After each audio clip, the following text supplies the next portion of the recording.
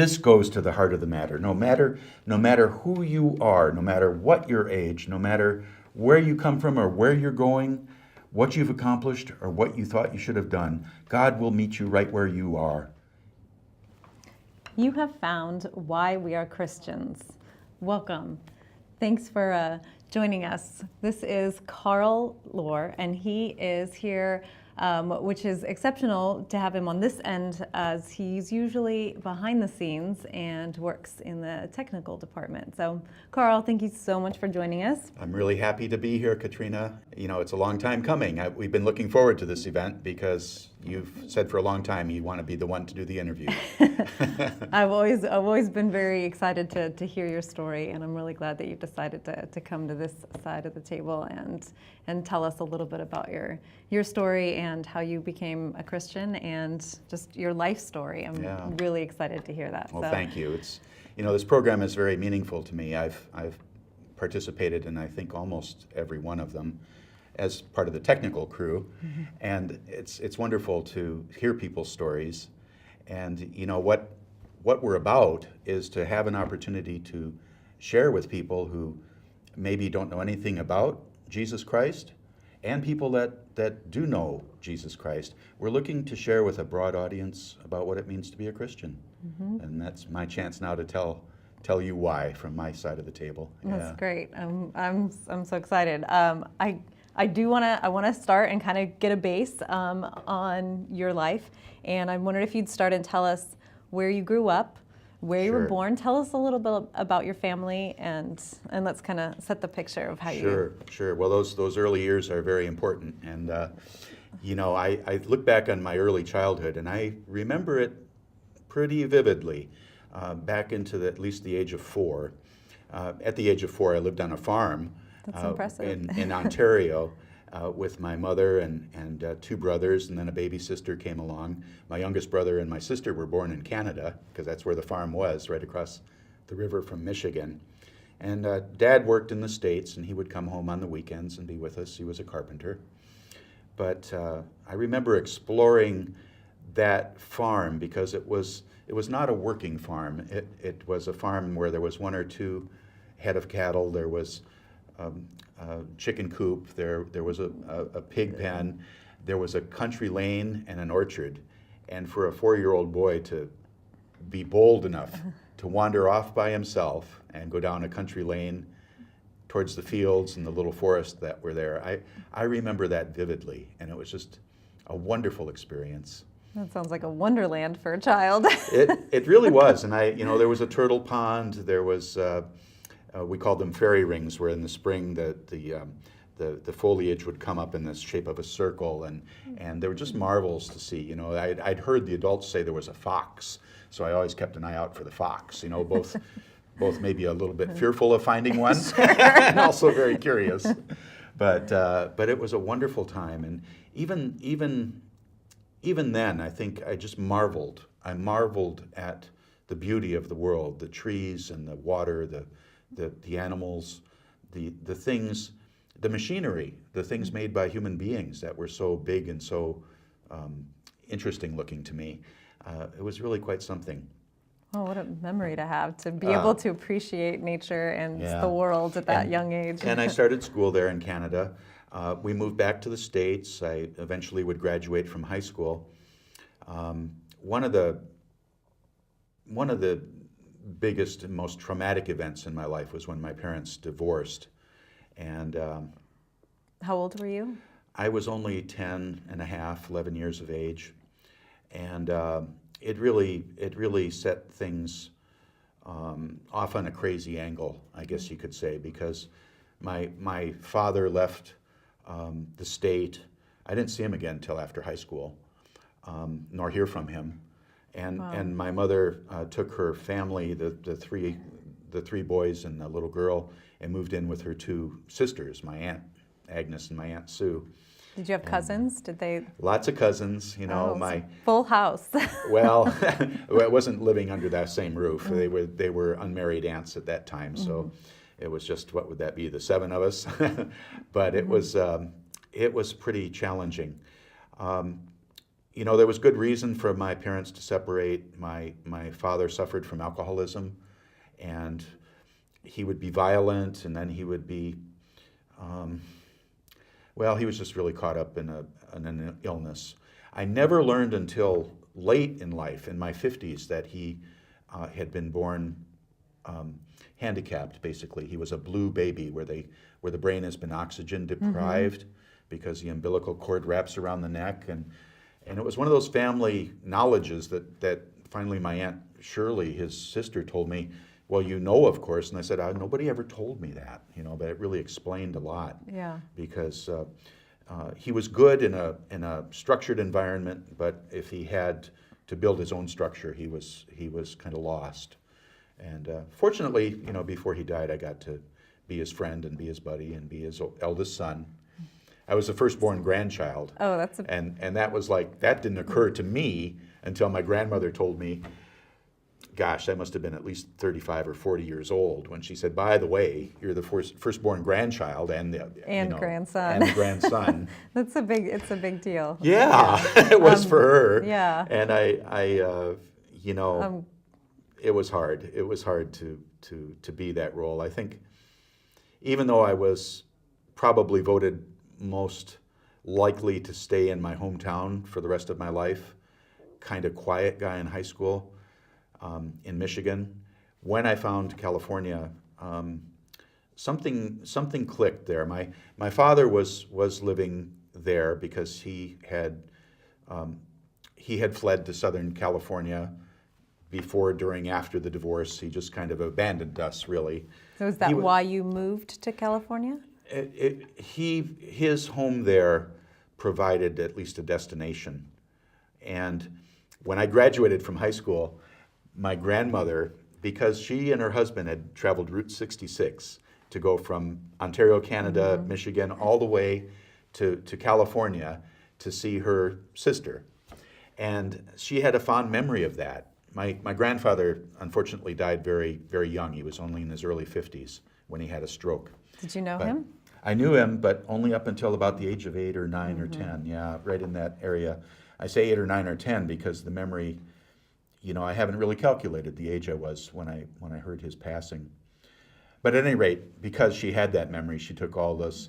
It was my graduation from high school, but she took my mother and us 4 kids in their big green Chrysler, and we just came to California, and that was a wonderful trip. That was my first introduction to the Golden State. So they moved you out? They didn't move me out. I returned home and I started 2 years of college in Michigan. I want to mention that this is about why we are Christians, and my church life was pretty sketchy as a youngster. My grandmother, who lived in Canada, a real matriarch of the family, when I would visit with her, we'd go to the local church there, and I remember that, from the age of 4. Do you remember what kind of church it was? It was a very homey, small church in Canada in a small town. And they would play a certain song, and we'd all go downstairs, us kids, to the basement and make things out of seashells and just have a grand old time. So I remember that. And then I remember when she would visit us in Michigan, which was about a half-hour drive away, not very far, she would sometimes take me to church. And I remember vaguely some of those experiences there, too. I remember a song that was to instruct us and to teach us the books of the Bible, as an example. I remember that. But those I could count those experiences on both hands, maybe just on one hand. So, and when my mother was left alone with the 4 children, she immediately went back to the Catholic Church. And this is how that happened. She had her brothers and sisters come and stand next to the 4 of us and be sprinkle baptized in the foyer of a Catholic church. They became our godparents. My Uncle Vern was my godfather, right? And my Aunt Sue, my godmother. And later on, that proved to be very important. So you started going to a Catholic church on a regular basis? Well, yes. Yeah. And it was a real, for me, it was a real change, because all of a sudden I was in a catechism class where I was getting religious instruction, but I was in a group of children. I mean, I'd never been in that form of It's a religious different environment. education, so I was with younger students, and that was really odd for me. And although I remember some of the lessons, and then I counseled with a Catholic priest before First Communion, and I, I have family members, people I love who attend Mass regularly and go to Catholic church. I was confirmed in downtown Detroit as part of that returning of my mother to the church of her roots. And I have lovely memories of that. My mother was buried in the Catholic Church. We had her service there, and dear ones, many dear ones to me. So I have fond memories of that. But as a boy, it was really an interesting experience. And I've always, I don't know, I guess as the oldest child, when my father left the house, I tried to be the man of the house, even though I was 11 years old. Sure. And I always tried to be responsible. And that included going to church, So some mornings I would walk along the tree-lined street in Mount Clemens, Michigan, and go to St. Peter's. You would go on your own? On You my went own, by your myself, initiative? because I knew that was highly recommended. It's obligatory to go to Mass on Sunday. But I remember walking along by myself. Remember that country lane? I remember walking along, just enjoying the day and wondering why this blue, I kid you not, why this blue dome of heaven couldn't be the roof of the church where I worshiped God. Isn't that amazing? I don't think I've ever shared this with anyone before. I know I haven't. But I remember that vividly, and it's not an answer. It's simply a question. It's a wonderful question, a full of wonder question, because that is where God is. That's God meets us exactly where right. we And are. That's seems to be, maybe that's where you felt him. Yes, yeah. Maybe on that walk. On that walk along there. So, But then I left my hometown. I went away to college for a couple of years in Michigan. I moved to a dormitory. I stopped going to church during that period. I was in the free-thinking environment of a modern university. sure. And so I enjoyed a lot of things, but art classes and philosophy and talks in the dorm rooms and music, those were all very wonderful new experiences for me. When I went on a backpacking trip after my second year of college, a spring-summer term, I returned to go hiking in the High Sierra Mountains, and I never... You went by yourself, or you went with a group? I went with my college roommate in the dormitory, and there were two groups going, but we just declared boldly, we'll just do our own trip. And so we had the maps, and we had everything, and we had planned a route, and it wound up, and this was not premeditated, but it wound out. We put out a couple of food caches, so we were to the letter. We were 40 days and 40 nights in the wilderness. And that's a real biblical number. It doesn't particularly mean anything. You think of the 40 days of rain with Noah. That's a very bold But time to yeah, be out in the wilderness. It was. And we were in Sequoia National Park and Kings Canyon National Park. We got snowed on. We were in the summertime, but when you're at elevation, you're walking on snow and glaciers. There were a lot of experiences there. But you talk about being, what I've found around people that... Did you experience spirituality in that environment? Yeah, that's what I'd have to call it. And that's not, I took Alan Watts with me, Nature, Man and Woman, a book, Mr. Watts says, we're not really, we tend in Western culture to put ourselves in boxes. I'm a carpenter, or I'm a judge, or I'm a wife. You're a human being wifing. You're a human being judging. You're a human being carpentering. That was his point that I remember from that book that I read on that backpacking trip. I had a small New Testament with me as well. And because what are you going to take to a desert island, right? What are you going to carry on the backpack? And being in the wilderness, though, was, again, like that country lane when I was a wee boy, 4.5 years old. it was being in a world of wonder and what we in the seminary or in scholastic biblical circles might call a general revelation of God. It's what it says that in Romans. Paul writes that, God through his creation has revealed himself in his majesty and what he does. We call the Bible our special revelation, but the world, especially that natural world, unsullied, untouched by man's intrusion. And I don't, I like a roof over my head. Don't get me wrong. I like a smooth road to drive my car on. When I say man's intrusion, I don't mean it in a polluting sense necessarily, but to be out there and not be around an electric light.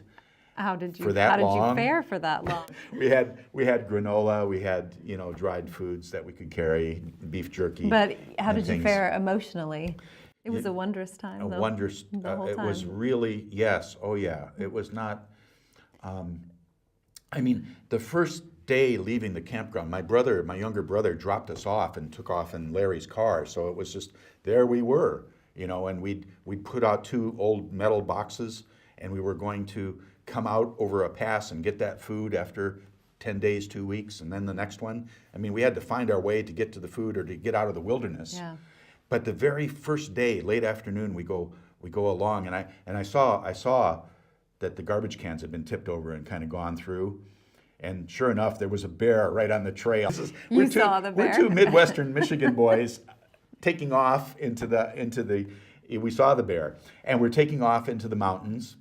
And we'd had this little preparatory class, about how to hike in the High Sierra by some people that had done it. And this was for college credit, and we were bold, and we had the invulnerability of youth about us. So I said, well, what we were told is you just bang on your Sierra cup, and the bear will know where you are and avoid you. So that's what we did. We went right on ahead. I said, no, Larry, going back to the parking lot where all the garbage is not safe. We're going to go on ahead and exercise our plan. Mm-hmm. So we did. And when I slept in the Michigan cold winters with my brother Paul on one side of the bed, I would always say, if anybody comes in the room, they're probably going to get Paul first. So maybe I was thinking, the bear will get Larry. You don't have to run faster than the bear. So after your 40 days and 40 nights out in the middle of nowhere, you came out with kind of an altered perception. Yeah, I did. And I wasn't looking, that wasn't the goal of the trip. I didn't have a specific goal. But it's what I've heard described as a walkabout, I think in Australian times. Mm-hmm. It was a sabbatical time when you go to be with God and set other things aside. It was definitely purifying. Drinking mountain stream water and eating a very limited diet. It was strengthening emotionally and I would say spiritually and physically, of course. And it's been a real touchstone in my life, that trip. I emulated it once. I haven't been an avid backpacker, but I did go again some 5 years later into the mountains of Montana, both with a colleague and by myself. And it's. You find something there? Yeah.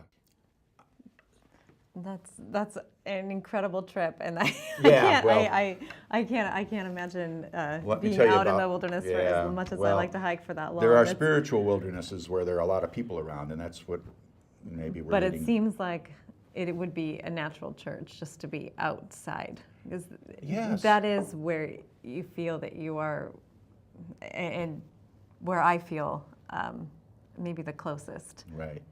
Did you have contact with your dad in California when you were there for college? I did. We kind of pointed there, Larry and I, as we drove across country, and then my brother took us up into the mountains, and then I returned down. Larry went home back to Kansas in his Volkswagen. I stayed. I just said I'm not going to go back to school. I'm going to stay there. So I did stay with my father, Wilson. Was it comfortable to go back and stay there? I'd call it a gift from God, and part of how I'm put together is that I tend to be able to manage, I guess, or survive in situations. I always learned that to make any noise was to be, maybe draw the wrath of my father, especially if he'd been drinking or was hungover, which was most of the time. So that taught me to be very quiet and restrained. And I didn't stay there very long. I stayed a few months. I hitchhiked across country, not something I would recommend to people. I mean, all the way across country to Florida, from Orange County, California, all the way to Daytona Beach, Florida, and then back to Michigan. When I returned to Michigan, I stayed a few years, and then I decided I wanted to live in California. I went back there. I began to meet people, spiritually minded people.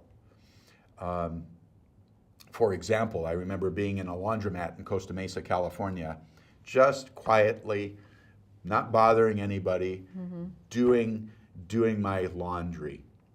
And this group of people, and I say group, maybe 6 or 7 people came in and said, "Hey, you need to come with us. We got this new deal. It's NSA, Nichiren Shashu Academy, some kind of Buddhist sect. And look at my girlfriend here. Her brother plays for the Dodgers." And I thought, well, that must mean that's pretty authentic spiritual business. I remember to this day, the guy was telling me, when I started doing this chanting, well, the very nature of the light around me changed. And so I've always been, I took a degree in journalism. I'm kind of an inquisitive, and I like to think as objective as is humanly possible to be in many circumstances. I'm sort of inquisitive, and I like to see what people are up to. So I went with them a little ways, and boy, that was a roller coaster ride. I would say I was on the edge of getting myself into trouble because of the way this thing is structured. They say as long as you take care of this scroll that you're presented with, I think it's called a Gohanzen, I'm pretty sure. And you're meant to chant to that, and basically all your dreams will come true. But you're warned if you do anything sacrilegious with that, if you were to discard it or burn it, or that harm would come to you too. It was a really kind of creepy thing. So you didn't formally enter this group, but you informally participated in. I got my Gohanzen thing. You were. I did, and I went to Shrine Auditorium, and they had the monks in the saffron robes, and it was this big deal. It was a real entertainment fun fest thing, and it was when I was young anyway, and being in California, I was innocent, and I would be susceptible, I guess you would say. I want to conclude this story. Maybe we'll come back to it, but I finally said, this is just not right. I think what my grandmother had taught me. I finally prayed to Jesus and just got rid of that thing. I said, I'm not going to continue with this. It's not right. It doesn't taste right. It doesn't look right. It doesn't feel right. Jesus says, if you have ears to hear, let them hear. Or the Bible talks about scales, things falling off your eyes.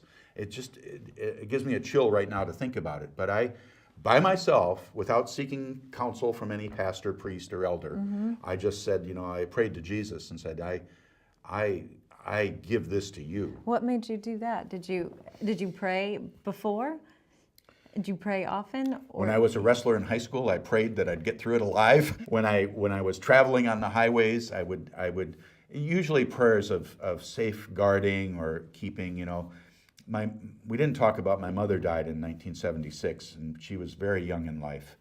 But I remember being in that hospital, and after this influence in California, trying to send downstairs in the waiting room, trying to send strength, meditating or sending strength to my mother.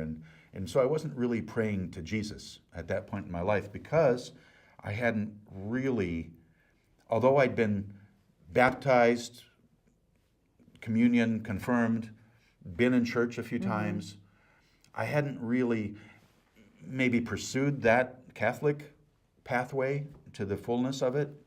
I'd gone off like the prodigal in my own direction to do my own things. I'd had a spirituality developing in me because not only the mountain experiences, but there's so many. I mean, music, there's many things. The commandments say, God says, have no God before me, but there's lots of other spiritual tasty treats out there, if you will. And I had come across a few. the Church of Religious Science in San Diego with Terry Cole Whitaker, Reverend Ike, the prosperity guy. I saw him on stage once. So you felt the searching maybe, or you felt yourself? Yes, yeah. As yeah, I mean, yeah, so many of us do. Kind of, you want to feel whole. yeah. And after my mother had passed away, I returned to California because I stayed for a while as the older brother to help my two youngest siblings be with their godparents. I lived with my godparents. I returned to California, and I wound up staying with a guy who was a real rascal of a guy, but he was going to a place called Calvary Chapel in Costa Mesa. And through Dean, I got a little bit acquainted with things that were happening there. Not going to Bible studies, but going to hear the music and going to hear some of the preaching. And when you're with Christians, you kind of act like a Christian. And I kind of was doing that a little bit because I found this ad in the paper where this rascally guy was a hip Christian, and he was taking me to these places. That's one of the very first, what I would say, really born-again Christian exposures that I had. Well, I'm excited to hear what comes after that, but I think at this point we're going to have to wrap up this portion of the show. Stay tuned because we will finish and talk with Carl again and find out the rest of his story and where this led him. So thank you again, Carl. Yeah, This is I'm looking forward to that. Why We Are Christians, and thanks for tuning in.